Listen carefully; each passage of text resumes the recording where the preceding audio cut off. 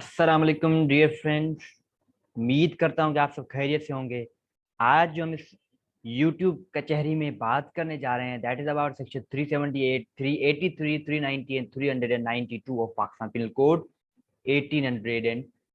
Situation based होगा ये भी, एक सिचुएशन उसके अलावा बिल्कुल अलग अलग हम इलस्ट्रेशन को भी देखेंगे इसके अंदर। तो let's start.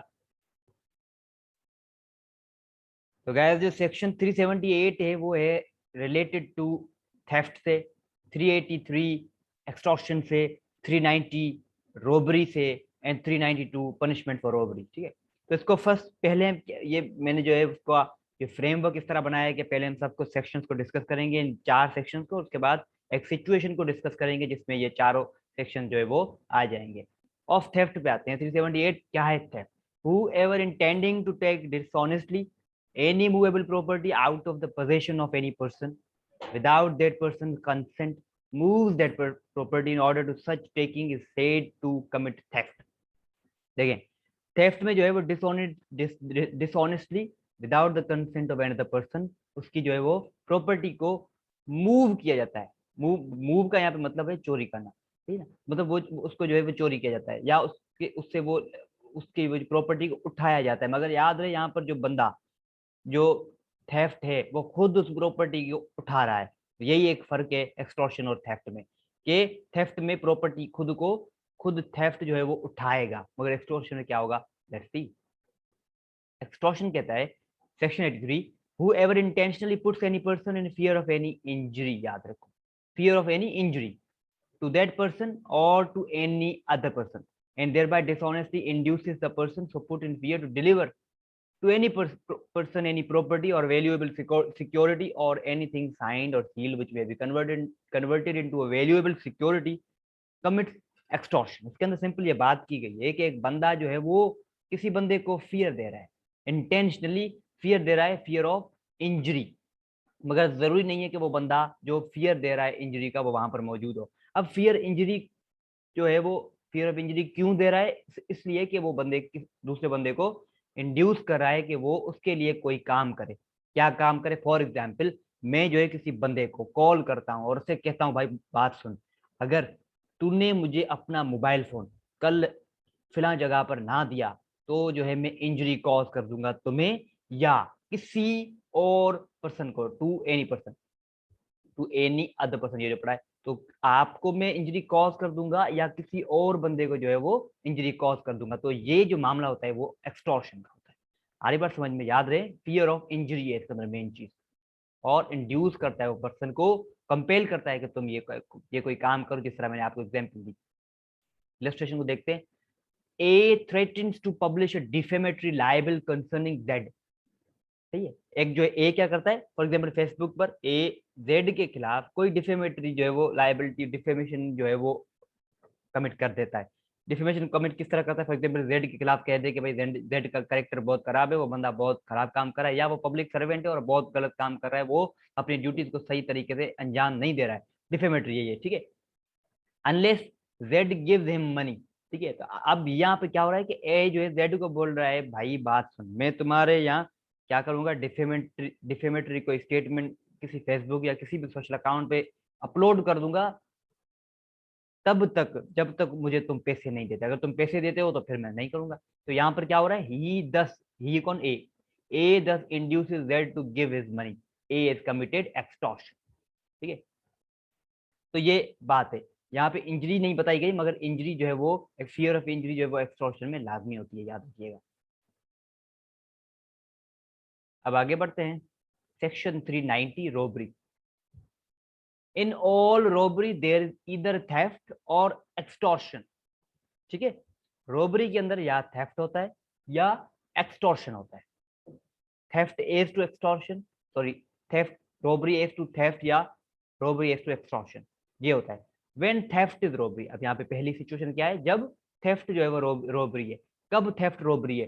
Theft is robbery if in order to the committing of the theft और in committing the theft or in carrying away or attempting to carry away property obtained by the theft, the offense for that end voluntarily या intentionally causes or attempts to cause to any person death or hurt और of restraint, और fear of instant death, और of instant hurt, or of instant wrongful restraint. यहाँ पर theft तो हो रहा है, मगर थेफ्ट और रोबरी में, थेफ्ट और थेफ्ट एज टू रोबरी में यहाँ पर फर्क कितना है कि थेफ्ट जो वहां पर था, वहां पर ये आपके इंस्टेंट डेथ वगैरह का फियर नहीं था।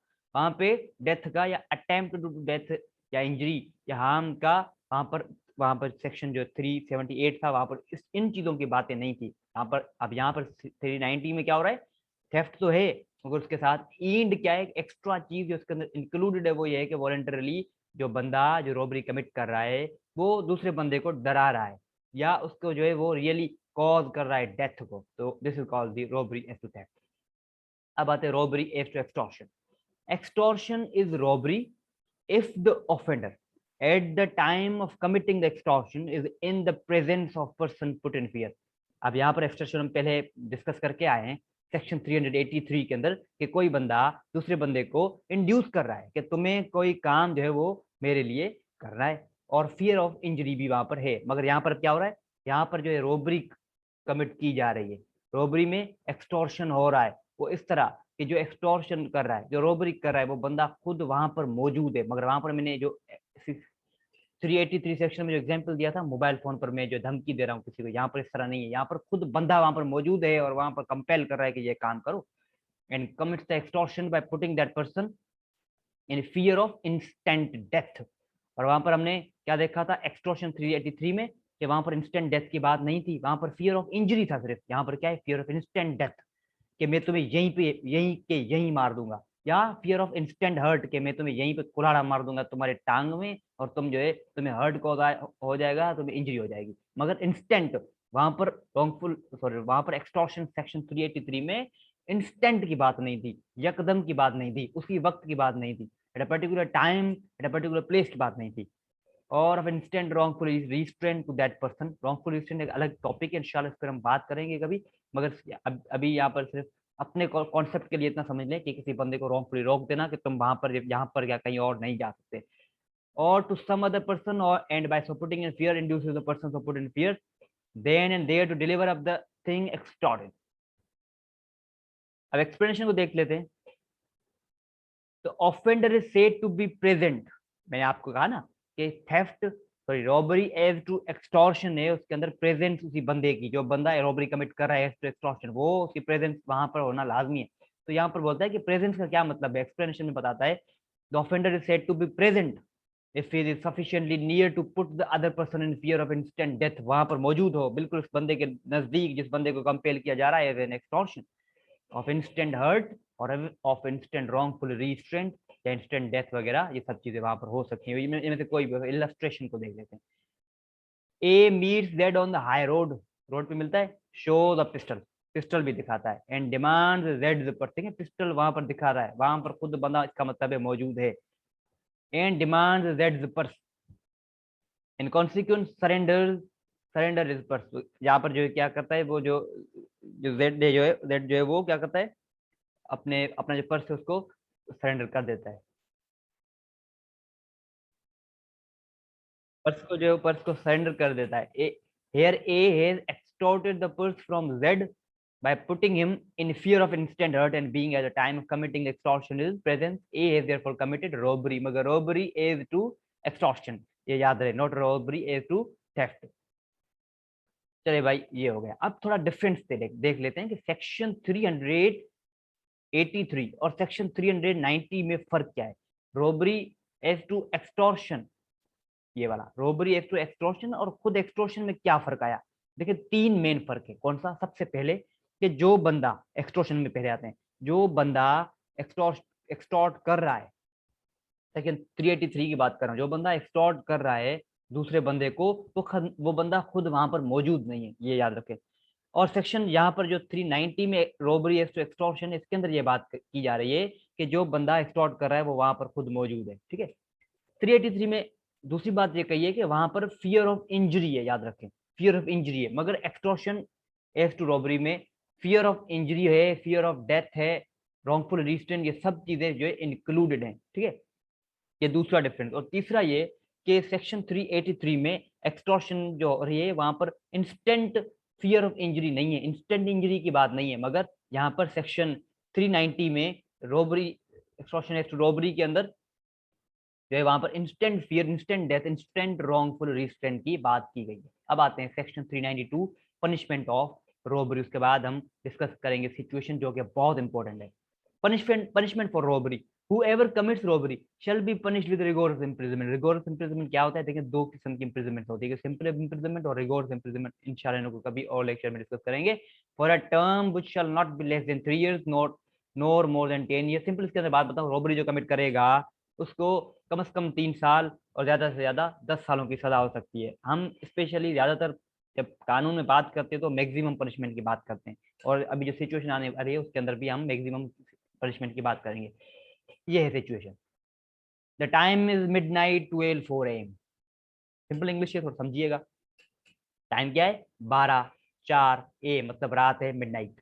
Nausheen is on the way toward her home, जा रही है अपने घर Nausheen. She listen the male voice from back of her, जा रही है तो पीछे सुनती है किसी मर्द का आवाज जो उसको बुला रहा है। When she sees behind there is no one but a mobile phone on the zebra crossing, जब पीछे देखती है वहां पर मर्द तो कोई है ही नहीं, देखती है कि वहां पर ज़ेब्रा क्रॉसिंग जो रोड होता है, ज़ेब्रा देखिए रोड की किस्म होती है ना, एक रोड वो जहाँ पर गाड़ियां जाती हो, सही है, और दूसरा रोड वो जो उसके साइड पर होता है जहाँ से लोग, जिसको हम पेडेस्ट्रियन वॉक भी कहते हैं, जहाँ से लोग गुजरते हैं, जिसको हम कहते हैं ज़ेब्रा क्रॉसिंग। वो क्रॉसिंग जहाँ से लोग गुजरते हो, गाड़ियां ना गुजरे, ठीक है। अब क्या हो रहा है, जब नौशीन पीछे देखती है तो मर्द नहीं होता, वो क्या देखती है कि ज़ेब्रा क्रॉसिंग पे मोबाइल फोन पड़ा है और उसी मोबाइल फोन से आवाज आ रहा है उसी मर्द का जिसने उसको बुलाया। As she move to are there, कहां पर? मोबाइल की तरफ जब बढ़ती है जिसमें से आवाज आ रही है किसी मर्द की। She is pulled back suddenly by a female hand having long nails. जैसे मोबाइल की तरफ बढ़ती है तो पीछे कोई उसको खींचता है, पीछे अचानक कोई इंसान है जो आ जाता है, उसको खींचता है, और जैसे उसको खींचता है नौशीन को तो देखती है कि उसके जो खींच रहा है वो, उसका जो हाथ है वो फीमेल हैंड है। इसका मतलब है जिसको जो खींच रही है, पुल कर रही है, वो कौन है? फीमेल है, जिसके लॉन्ग नेल्स है। Nausheen knows very well that who is she, और नौशीन जो उस लड़की को पहचानती है जो उसको पीछे खींच रही है। अब वो लड़की कौन है? She is a 27 years old girl, 27 साल ओल्ड गर्ल है। Just 3 years younger than Nausheen, मतलब उसका मतलब है वो छोटी है नौशीन से 3 साल। And she is outrageous with Nausheen, और वो जो लड़की है वो आउटरेजियस है, नाराज है नौशीन से। And further she the girl who once tipped her long sharp nails on the neck of Nausheen for compelling her to do something illegal. अब क्या करती है, जब वो लड़की नौशीन को पीछे खींचती है और जब नौशीन उस लड़की को देखती है तो नौशीन के जहन में क्या चीज आ जाती है कि एक दफा उसी लड़की ने क्या किया था, लोशीन के गले पर नाखून रख दिए अपने और उसको कंपेल किया किसी काम को करने को, समथिंग इलीगल, ठीक है। तो अपने दिमाग में नौशीन कुछ सोच रही है उस लड़की को देखने, देखते ही ऐसा होता है ना, देखते हैं तो हम कोई चीज याद आ जाए, तो उसने जिस तरह जैसे ही इस लड़की को देखा तो उसके दिमाग में एक बात ख्याल आ गया कि ये तो वही लड़की है जिसने once upon a time she tipped the nails on my neck. अब क्या कहता है, simply committed extortion under section 383, मतलब उस वक्त जो अभी नौशीन सोच रही है कि उस वक्त जब उस लड़की ने नेल रखे थे मेरे नेक पर समथिंग इलीगल को कमिट करने के लिए, कोई काम करने के लिए जब उसने मुझे कहा था, तो वो क्या था, वो सेक्शन 380 के 383 के तहत वो एक्सटॉर्शन कमिट हुई थी, उस लड़की ने एक्सटॉर्शन कमिट किया था। ठीक है, क्यों कमिट किया, कैसे पता चलेगा एक्सटॉर्शन कमिट किया था? कि उस लड़की ने वहां पर उसको जो है वो फियर ऑफ इंजरी दिया था, और जो है उसको जो कंपेल कर रही थी कि वो काम करे। मगर ये हमारा मकसद नहीं है, मकसद आगे आएगा। But she was not caught unfortunately. अब जब वो लड़की जब पहले नेक पर नाखून रखे हुई थी उस मतलब नौशीन के, तब जो जो जो जो काम नौशीन को उस लड़की ने कहा था, नौशीन ने कर दिया। फिर क्या करती बेचारी, ज़ाहिर तो डर में थी, तो काम कर दिया। तो वो जो काम जो नौशीन ने फिर कर दिया, वो लड़की जो उस वक्त पकड़ी नहीं गई थी, she was not caught unfortunately, तो क्या हुआ, शी इज मार्शल, अब आगे कहता है कि she is martial artist also. Martial artist का मतलब होता है कि बेस्ट फाइटर, जो अच्छे तरीके से लड़ना जानता हो। अब जो ये लड़की है जो 27 साल की है, वो अच्छी लड़ाकू है हम कहें। This time she wants necklace of Nausheen, अब जो लड़की अब इस बार क्या चाहती है, नेकलेस ऑफ नौशीन, जो हार पहना हुआ है नौशीन को। Although nails are not tipped on neck, मगर इस बार वो नेल्स जो है अपने नहीं रखती नौशीन के गले पर। But yes gestures of that girl clearly and voluntarily show that she is going to do the same act again if Noshin would not do the thing demand.